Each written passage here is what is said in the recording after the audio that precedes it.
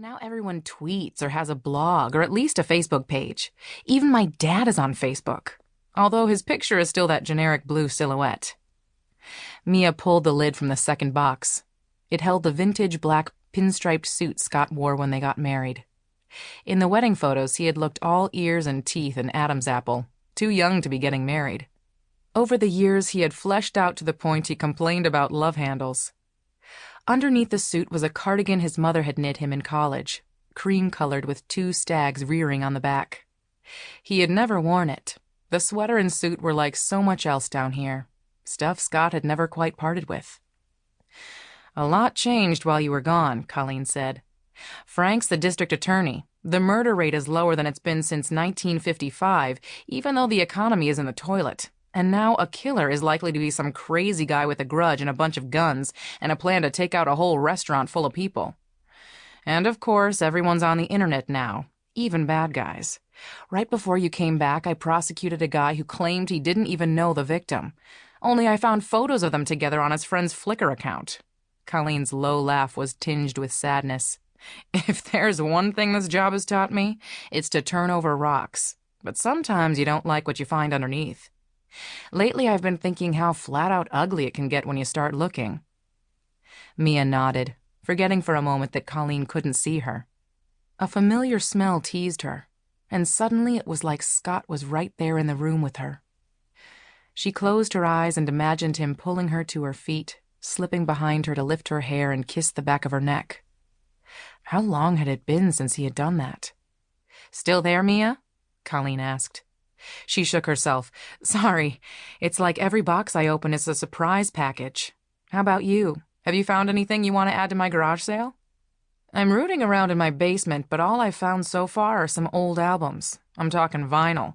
Do you think anyone would want Fleetwood Mac's Rumor and Sigh?" "You never know. I wish Gabe would start playing that, instead of whatever it is he does listen to." Even from the basement, Mia could hear her 14-year-old's music 2 floors above. Discordant, angry.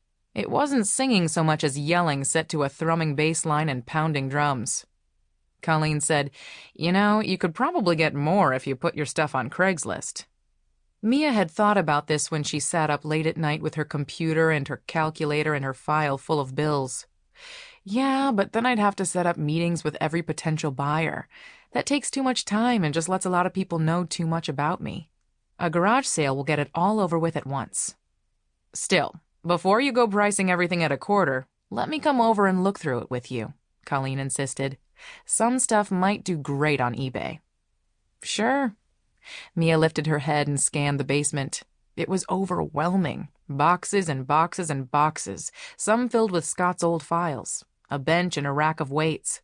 Gray Rubbermaid cabinets, some of them filled with pantry items, others with cans of paint. Plastic bottles of automotive additives, baby food jars full of screws, and what about Scott's power tools?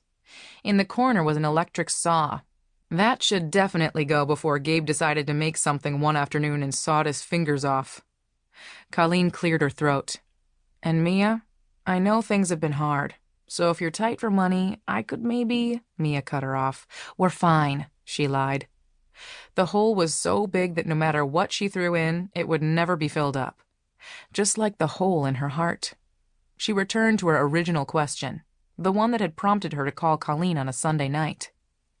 "I want to file against those kids," she said. "I know you didn't get a chance to look at them, but their posts were like weapons. It hurt me to read them. I can't imagine what it was like for Darren Dane." Mia was still trying to figure out exactly how the politics of her job had changed, and it was easier to ask Colleen offline without worrying if she was stepping on toes. "Darren's dad has more than enough proof that these kids hounded his son to death. We can charge them with cyberstalking, harassment, violation of civil rights?" "I don't know." Colleen's voice trailed off. She had been the first to talk to Darren's father, but had ended up asking Mia to step in because her caseload was too heavy. "I just keep imagining what Frank will say." Frank was Frank D'Amato, once just Colleen and Mia's coworker, now the King County prosecutor. He prided himself on the office's winning record, but key to that record was taking on cases you couldn't lose.